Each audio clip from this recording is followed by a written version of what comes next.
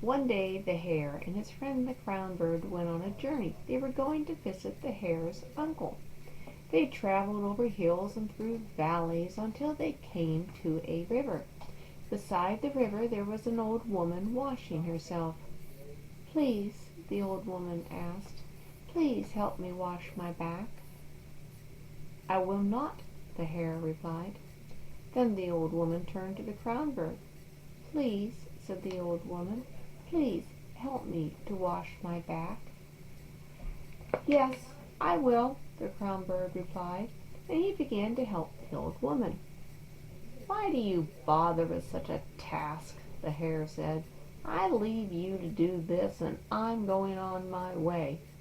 So saying, the hare continued on his journey. After the crownbird had finished washing the old woman's back, she said to him, "Dip your wings and your legs into the water of the river." The crownbird did so. Then the old woman told him to remove his wings and his legs from the water, and so he did. On his legs he discovered bracelets of great value, and on the tips of his wings there were precious rings. "Dip your beak into the water," she said, and the crownbird did so, and when the old woman told him to bring out his beak, he brought out beautiful cloth of finely woven linen. "Now once again," the old woman said, "dip your wings into the water." Again the crownbird did so, and bringing out his wings at the old woman's command, he found a beautiful horse standing beside him. "The bracelets, the rings, the clothing, the horse, they are all yours," said the woman. "I am grateful to you for the way you have behaved when I asked for help." The happy crownbird mounted his horse. It was a fast one, and he soon caught up with the hare.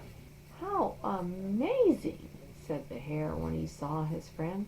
"You have bracelets, rings, fine clothes, and you're riding a beautiful horse." "Yes," said the crownbird, "all this because of the old woman by the river." Then he told the hare what had happened. "Go on your way," said the hare. "I'm going back to the old woman." So he turned and he ran off in the direction of the river. When the hare reached the river, the old woman was still there.